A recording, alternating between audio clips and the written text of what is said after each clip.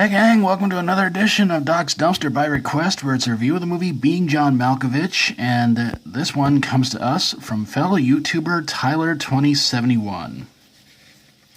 Craig is an unemployed puppeteer who gets to go work in an office building that's on the 7.5 floor, or the 7th.5 floor.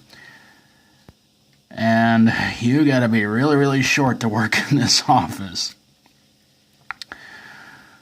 So he's at work one day, everything seems to be going okay, until he discovers a door behind a file cabinet, and he opens it up and sees there's some sort of a portal. Well, he winds up going down it and finds out that he can go inside of John Malkovich, and he thinks, well, this would be a real good get-rich-quick scheme, as he tells a coworker named Maxine about it, who winds up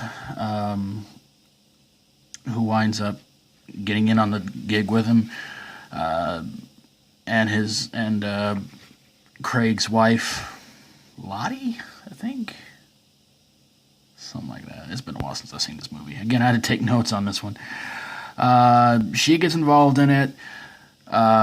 People get charged $200 to go inside of the head of John Malkovich, hang in there for 15 minutes, and then they get whisked into a New Jersey turnpike. Well, this kind of thing starts to kind of make Craig a little bit more possessive, and he wants to be inside John Malkovich more and more and more and more and more, until eventually he finds a way where he can stay inside of him. But there's one problem, and that is that, once the host, or whoever, is inside of them, once they turn 44, they get whisked out of the brain and into the head of an unborn child, where they're pretty much stuck there for quite a long time. So Lottie, probably saying it wrong again, winds up going to the creator of the company that Craig works for to talk to him about seeing about how to get Craig out of there. So, of course, Craig doesn't quite go for it, but eventually he does, and he winds up in the mind of a young girl that winds up becoming Maxine winds up pregnant by John Malkovich, but Maxine and Lottie wind up together, and they have the kid and everything like that. John Malkovich winds up having about 15-20 people inside of his head or something like that. The movie stars John Cusack, Cameron Diaz, Charlie Sheen, Sean Penn, and of course John Malkovich. Now Tyler2071 says it belongs in the dumpster, but do I agree or disagree? Sorry man, I gotta disagree. This movie is weird but fun.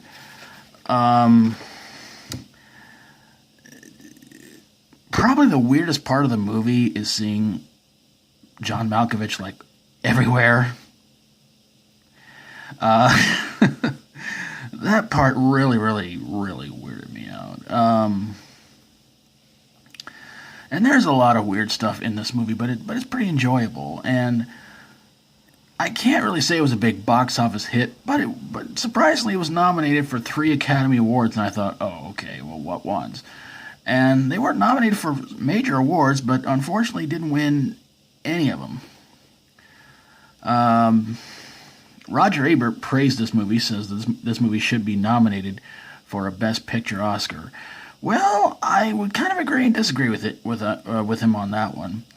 While it was a good movie and it was very original, and I can say it's a movie that doesn't come along very often in its originality and everything, story, script,